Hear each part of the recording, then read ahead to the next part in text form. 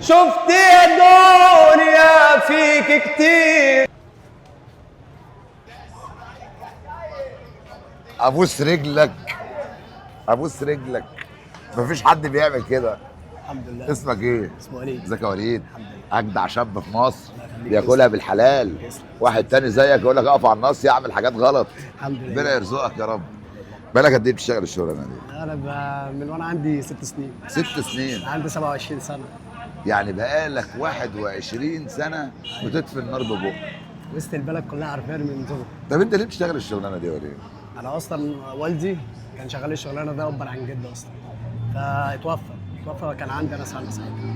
فلما توفى والدتي اشتغلتها. والدتي اصلا كانت بتشتغل حاوي برضه، كانت بتاكل نار زي كده. طبعا انا بقى كان وحيد طبعا، بقيت معاها. والدي توفى، هي طلعت اشتغلت. طبعا انا تميت حوالي بتاع 7 سنين او 6 سنين. فبعد كده رحت نازل شغال. وهي قعدت اشتغلت من وراها. من وراها؟ من وراها. لا مش من قدامها. فلما روحت انا مش عارف اكل. مش عارف تاكل؟ مش عارف اكل من النار. من النار. فانا بعد كده بتقول لي في حاجه غريبه، انت في حاجه في بقك. فانا بقول لها مفيش حاجه. بتقول لي انت جبت الفلوس منين؟ فانا بقول لها الصراحه. قالت لي قولي الصراحه. قلت لها انا الصراحه رحت نازل الشغل، اشتغلت زيك، حطيت نار في بقي وعملت زيك كده واشتغلت وجبت فلوس وجيت. فلقيتها راحت زعلت وفضلت تعيط وتقول لي طب ليه؟ طب ده انا بحطها في بقي عشان انت ما تعملش كده وبعلمك. ربنا يديك الصحة يا رب يا حاجة يا زين ما خلفتي ابنك بيشتغل شغل حلال. اتفقوا معايا اختلفوا معايا، هو بيعمل شو بيفرحنا وبيشتغل شغل حلال. انا ليه حاسس ان انت شغال الشغلانة دي وبرضه مش حاسس انك حبيبها قوي؟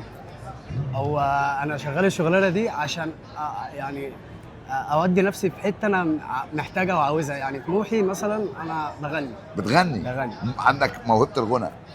شويه يعني على قد برضه. ماشي.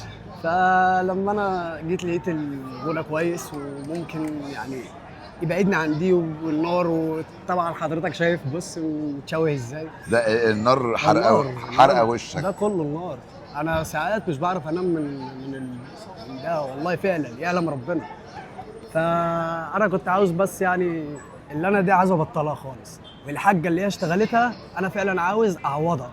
فانا طالب اللي انا يعني اسمعكم حاجه من صوتي، وممكن ربنا يعني يكون في خير لوجه الله تعالى. لو عجبك صوته اعملوا شير، فرحوا واحد النار كلت بقه، فرحوا واحد كل يوم الجاز والنار بيقطعوا جلده. لو عجبكم صوته بركة سيدنا النبي تعملوا لايك وتعملوا شير للفيديو عشان ناس كتير تشوف الراجل ده ونقدر نقول له ربنا معاك احنا وراك. يلا سمعنا بقى.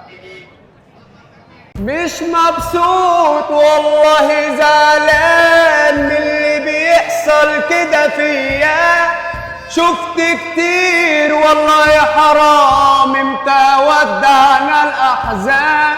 شفت كتير منك يا زمان، شكلها موت كده نفسي. لو ما يقولوا بجد حرام، مسوى قطع اوطاري. شفت يا دنيا فيك كتير، شفت فيك من المشاوير. شايف ناس فانية كلام، مليون كسرة من الأيام. الف شكر يا شباب. شكرا. ربنا يكرمك وربنا يرزقك.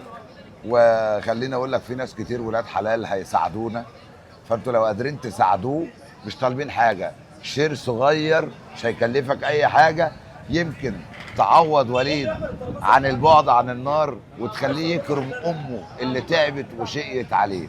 شير ولايك. ربنا يوفقك يا حبيب قلبي. تسلم يا استاذ. ربنا يرزقك حبيب اخوك حبيبي.